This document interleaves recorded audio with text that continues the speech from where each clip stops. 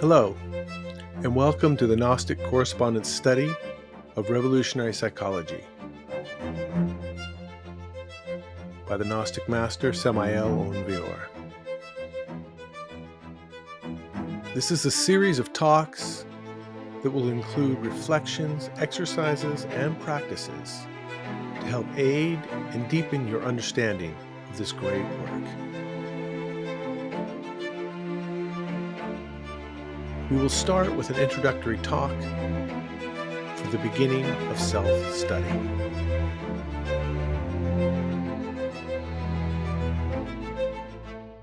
So we really aim to have this progressive and persistent awakening of consciousness. That's really the goal, and overcoming our egoical elements. And so to help us to do that, we're going to work with these nuggets throughout this book that really help us to have this persistent and progressive attraction towards awakening of consciousness by understanding what that means, why that's important, and what it does for us in terms of what we really, really yearn for. And this image that we're showing that's from the front of a book, a publication that we'll also share with all of you, Revolutionary Psychology, is an image of slaying the dragon, but that's his own internal dragon. That's his own egoical desires, his own egotistical elements within himself. And you see this female figure in the background that's representing his divine soul or his own consciousness that is present there in order for that work to be happening. And of course, we've talked in other classes about the meaning of the sword being related with one's internal development. So he's wielding that sword of his own internal work to slay his own internal dragons, and riding on this white horse with those four legs, those four lower bodies, kind of mastering the four lower bodies of the physical and the vital and the emotional or astral and the mental. So having the consciousness overseeing the mind and the emotions and the energy and the physicality. And so riding on that horse, commanding on that horse, wielding his inner work to overcome his egoical elements with the divine soul, the consciousness present. This is where this initiatic art, or art given by initiates, be it music or paintings or sculpture, is a teaching. This is a teaching for your consciousness that your consciousness, when it's present, captures. And that's the beauty of this type of art, that the whole book is encapsulated within this painting itself. Really something. And in Gnosis, we adhere to the three jewels of Buddhism, of the Buddha and the Dharma and the Sangha. The Buddha, or the guide, we could say, the teacher, the master. There needs to be a teaching coming from mastery of that teaching, right? I mean, think about it. Do you want to go to university and have a beginner teaching the class, or would you prefer to be taught by someone who's really explored and experienced what they're teaching to you? I think you'd go with the latter. And so likewise, in a spiritual teaching, we really need to be taught by at least one person who actually knows what they're teaching, who's experiencing it and has experienced a lot of it, and is further ahead in their experience, not a better person per se, but further ahead in their experience of the teachings. And so that's where we have guru, Buddha, a guide, teacher, master.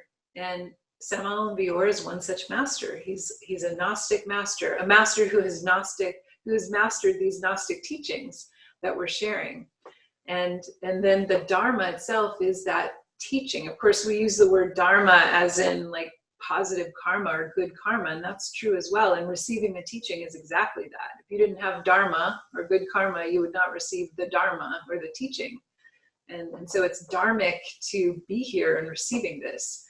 So we receive the teaching, and that helps to develop, that helps to develop our faith and our intuition, while having the Buddha or the guide or the master or the teacher helps us, of course, to develop humility. And it's important that the way a school is structured is a teaching in and of itself. The kind of like this painting conveys the teaching in and of itself. The way a school is set up should convey and help develop the teaching itself. It is a teaching in itself. And in that way, it should develop the virtues and the values of that teaching. And so this pattern of the three jewels very well does that. We develop humility when we sit and listen to a teacher or a master, and we take it in wholeheartedly, and we say, I'm going to give this a try. I'm going to really try this out. I'm going to put aside my doubts and fears enough to give it a try, because we're here. We're here for a reason. We need something. We want something. And if we're not going to listen openly, then we're not here, right? And yet something brought us here. We want and need something. So let's put aside, the projective thoughts, the ideas we already have, all the memories of what we've already learned, even in Gnosis, all the associations, that is like this, because those are things that are going to occur because they make us feel more comfortable. And humility is the art of being, the art of really being present, and then comprehending or intuiting or knowing in the moment, what is my place in this, right? What is my place in this? And to be a teacher and to step into that role is humility, when that's your place. And to be listening is, if that's our place, is to be in that role. And that is humility as well. So to know, what is my place in this? And as I read a teaching and it's suggesting something, what is my place in that? To be a practitioner, to try it out, to put aside other things that might get in the way of that. But this is a community. You all form with us this community of students and practitioners within this teaching, at least in relation to this series. And so that community and having a community and being part of a community fosters all kinds of virtues. It makes possible all kinds of work that isn't possible otherwise. And it fosters cooperation. It fosters generosity. It fosters discipline. It fosters trust, right? It fosters humility as well. It fosters many, many virtues of the being. And again, the way a teaching in a school is set up should facilitate the developments of what it's there to teach. And ultimately, one thing we're teaching continuously is the development of those virtues or values of our consciousness related with our being. And so to have the Buddha, the Dharma, and the Sangha provides a structure in which those virtues can flourish. And it doesn't come without effort. It doesn't come without sometimes challenges or struggles to show up, to make the sacrifice to be here, to do the practices, even when it's inconvenient, to remember to meditate and to excuse myself from someone or something else in order to go do that in the evening, for instance, whatever it takes, right? But all of that is the life and the environment in which those virtues and values are created. And if there's no resistance, that first force is the initiation, you've showed up and you're saying, I want to study and practice with this, right? And then the resistance, of course, is the tiredness that might come up on a Saturday morning, is other invites we might get, is just being distracted and forgetful, is whatever comes up, right? That second force comes to meet that first force, and that first force and that second force meet. And right there is where, if my will, my conscious will is present, that I can make a choice to overcome that resistance.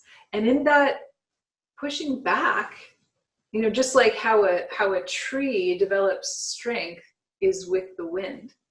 Trees without wind are very weak in time. That's a fact.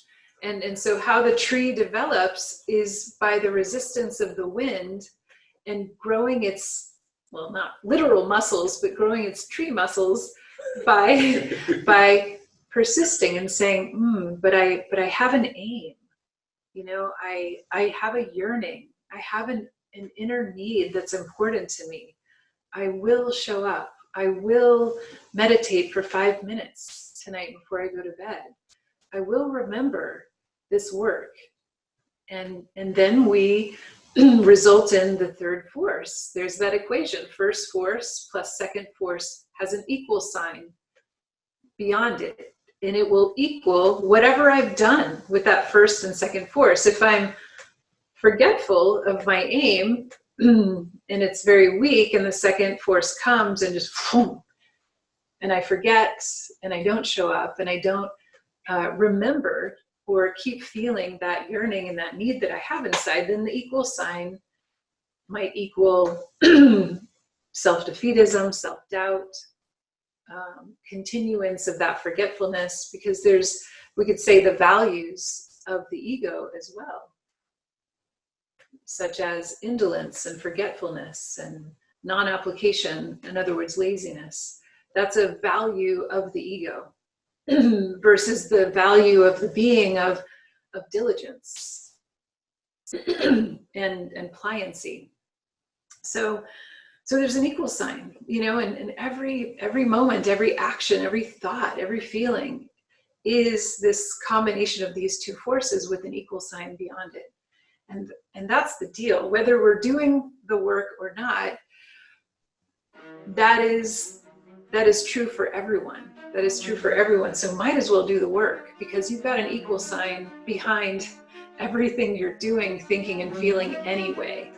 And we want that equal sign to result in an elevating of our internal state, an elevating of our life, an elevating of our consciousness.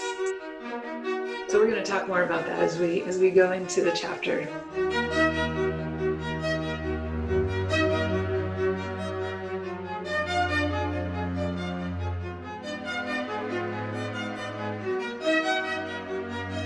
Okay, let's now prepare for a brief meditation practice.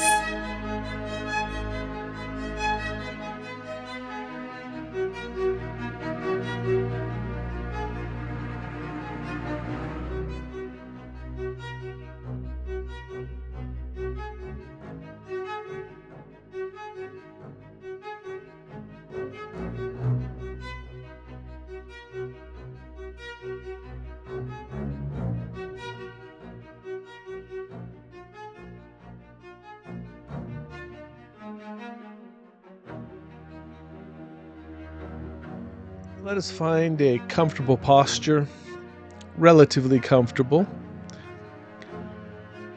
Comfortable enough so that your attention may be focused, but not too comfortable so that you're tempted to fall asleep. It's best to have our spine straight and our head straight up above our spine.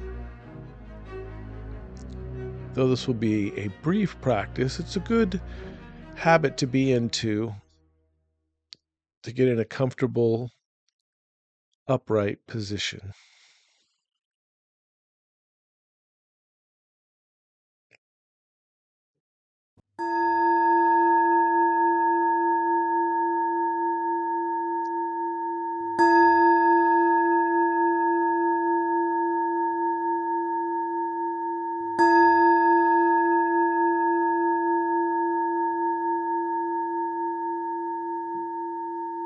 Now, with our body relaxed, let us become aware of ourselves seated here in this seat.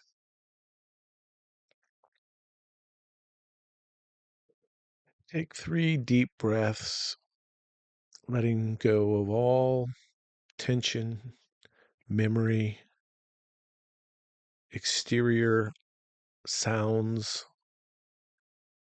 so that we can find ourselves as relaxed as possible. And we will begin to breathe in a balanced way, inhaling for about the count of 8.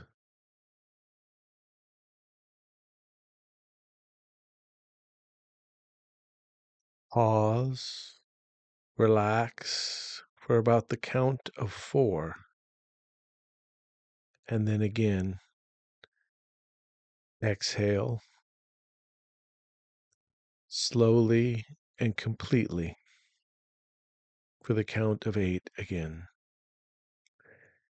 Then, when our lungs are empty, we pause and relax for the count of 4. Do this at our own pace.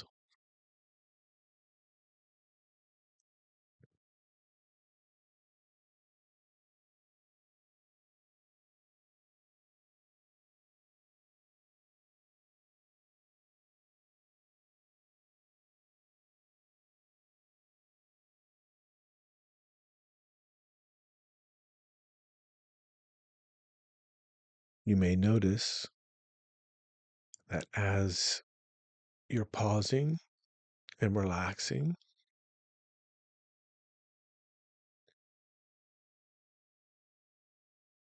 an impulse to breathe out. Or you may notice when your lungs are completely empty,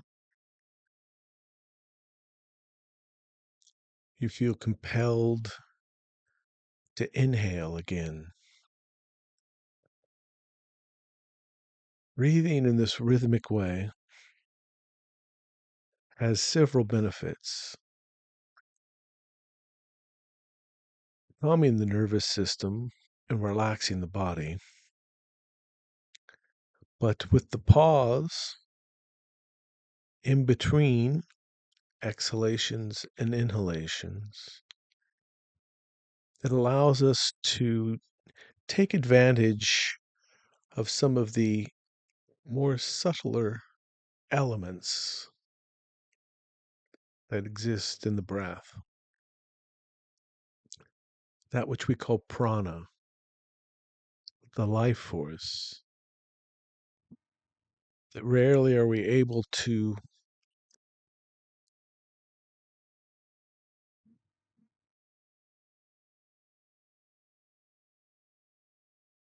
continue breathing,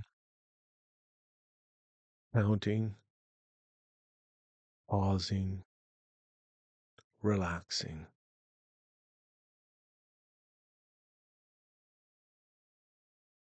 Another element this practice helps as you notice this impulse, the more or less instinctive impulse to exist,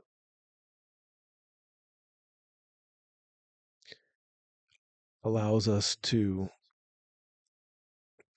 use our will to maintain a breathing exercise. In essence, we are saying, I want to be rather than exist solely. In this, we notice a feeling of resistance, the resistance to be.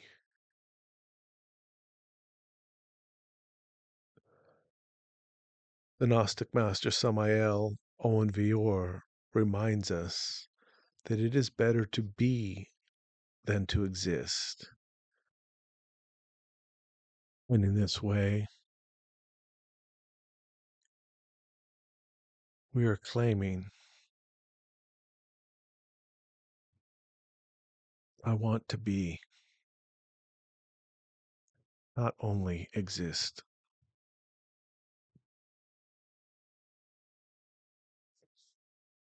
Continue breathing.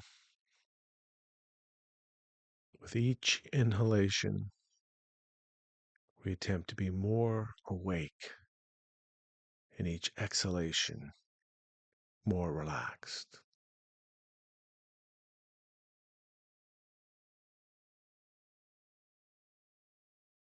Noticing the resistance as it rises to do the practice.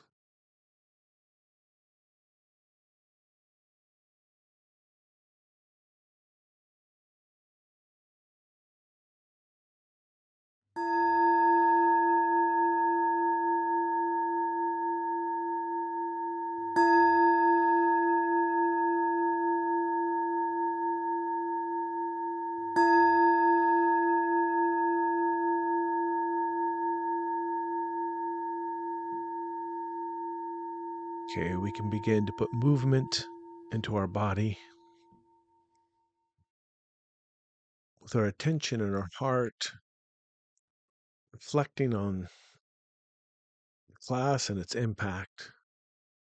Something that possibly touched you. One idea, one new perspective.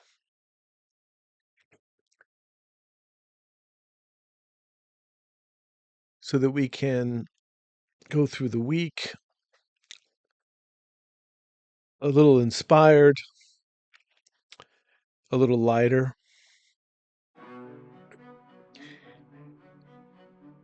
And your exercise for the week, let's try to take each moment with an open heart, an open mind.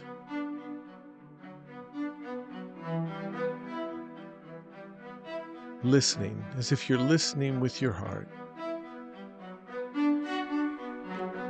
Hearing with your mind in a receptive, open state. And notice your resistance to doing that exercise. Something that wants to close, shut down, interrupt your attention with awareness in the practice.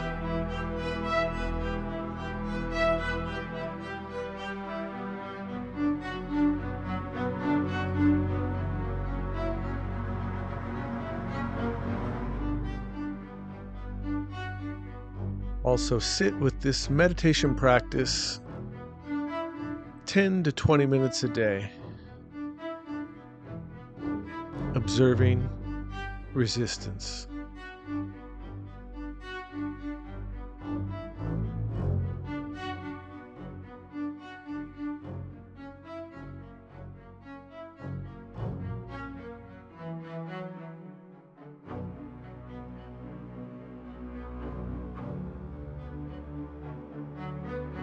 Thank you for your time, your attention, your presence.